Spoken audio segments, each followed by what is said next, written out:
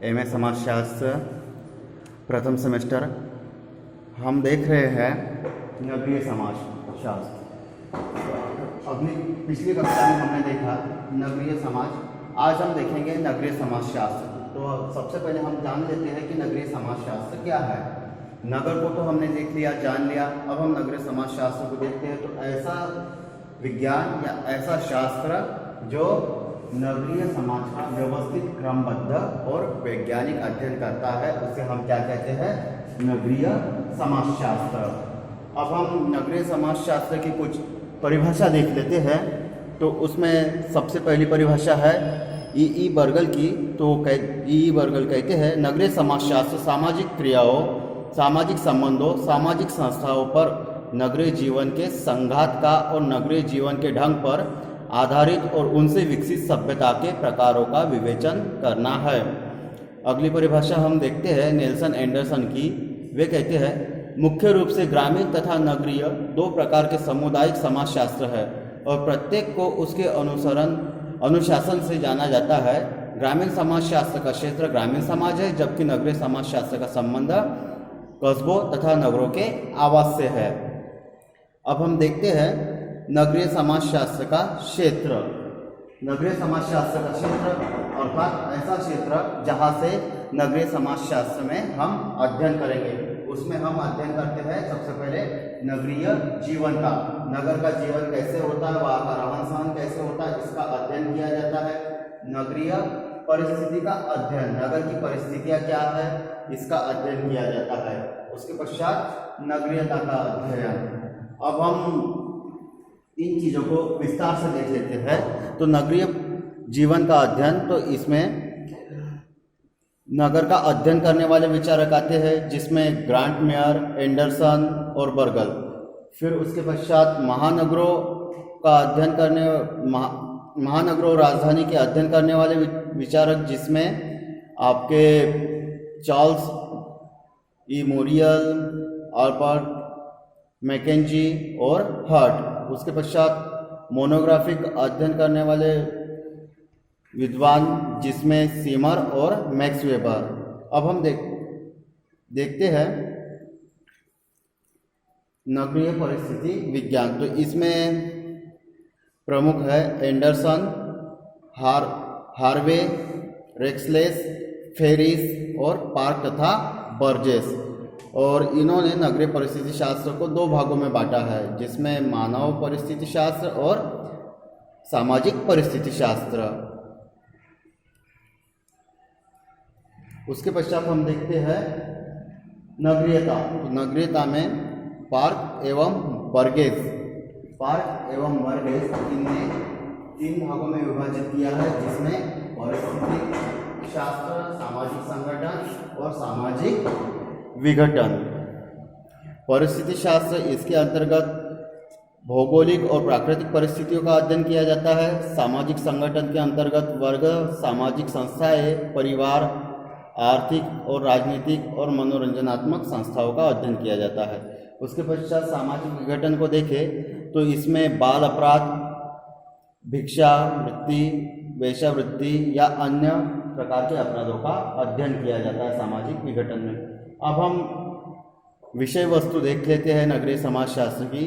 तो उसमें सबसे पहली है परिचयात्मक विषय वस्तु। उसमें नगरीय परिस्थिति का अध्ययन किया जाता है और नगरीय स्वरूप का अध्ययन किया जाता है, नगरीय मनोविज्ञान का अध्ययन किया जाता है। उसके पश्चात विश्लेषणात्मक विषय वस्तु, उसमें नगर, समुदाय और नगरीकरण का अध्ययन किया जाता है। उसके पश्चात सुधार, जिसमें नगर में जो व्याधियाँ है, जो बुराइयाँ है, उनके सुधार के लिए अध्ययन किया जाता है। और नगरीय योजनाएं अर्थात नगर के विकास के लिए जो योजनाएं बनाई जाती है, उसका अध्ययन किया जाता है।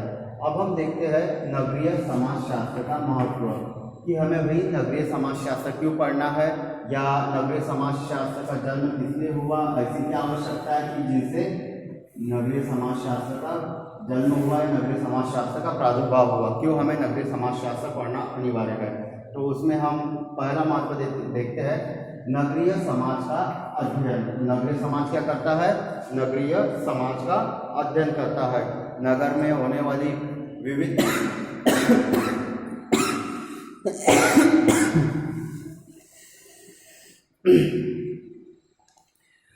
नगर में होने वाली विविधता का अध्ययन करता है। जातीय समूह संप्रदायों का अध्ययन करता है नगरीय समाजशास्त्र। उसके पश्चात नगरीय समस्याओं का अध्ययन।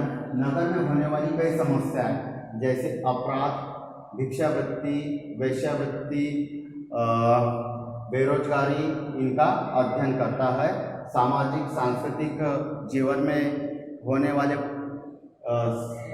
सामाजिक सांस्कृतिक जीवन में होने वाली जो बदलाव है, उन बदलाव के कारण समाज पर क्या कुप्रभाव हो रहे हैं, इसका अध्ययन नगरीय समाजशास्त्र करता है।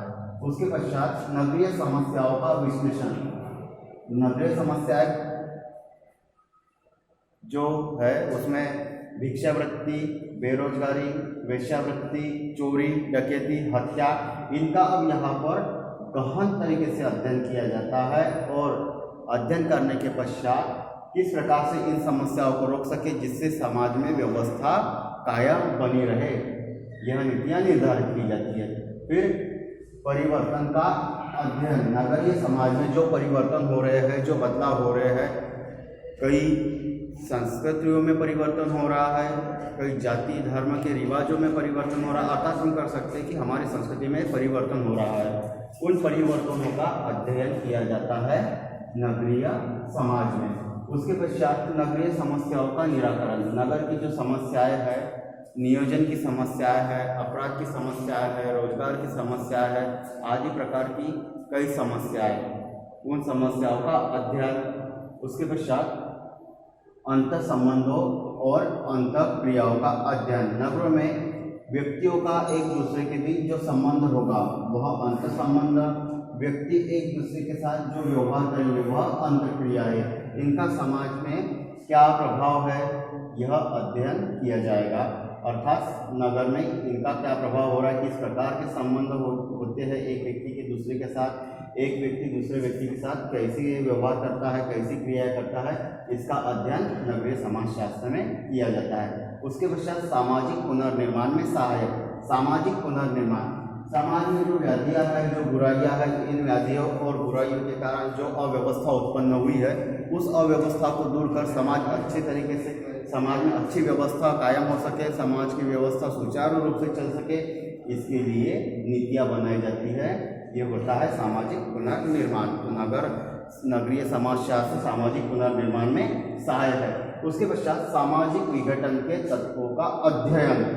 ऐसे क्या तत्व है या ऐसे क्या कारण है जिसके कारण समाज में अव्यवस्था उत्पन्न हुई, समाज में दंगे फसाद होने लगे, समाज में अपराध बढ़ने लगे, उनका अध्ययन किया जाता है और उन तत्वों का अध्ययन करने के पश्चात उसके उपचार के लिए कार्य किए जाते हैं।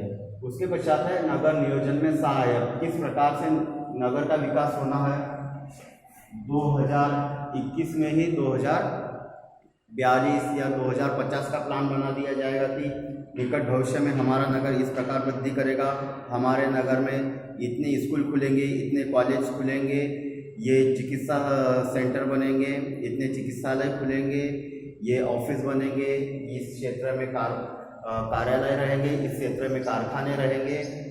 ये व्यवस्था नगर नियोजन के अंतर्गत की जाती है। तो हम कह सकते हैं कि नगरीय समाजशास्त्र नगर नियोजन में सहायक है। उसके पश्चात है ज्ञान की एक शाखा। नगर क्या है, नगर का रहन सहन कैसा है, नगरीय संस्कृति कैसी है, क्या बदलाव हो रहे हैं, क्या परिवर्तन हो रहा है, क्या सुधार हो रहा है, क्या कमियां हैं, अर्थात अव्यवस्था है तो क्यों है ये, और उसे कैसे दूर कर सकते हैं, ये सब हमें ज्ञान की एक शाखा के रूप में नगरीय समाजशास्त्र में पढ़ने के लिए मिलेगा, जो नगर के विकास में सहयोग करेगा। तो ये आज का था आपका नगरीय समाजशास्त्र। हमने नगरीय समाजशास्त्र का विषय क्षेत्र, विषय वस्तु और नगरीय समाजशास्त्र का महत्व देखा।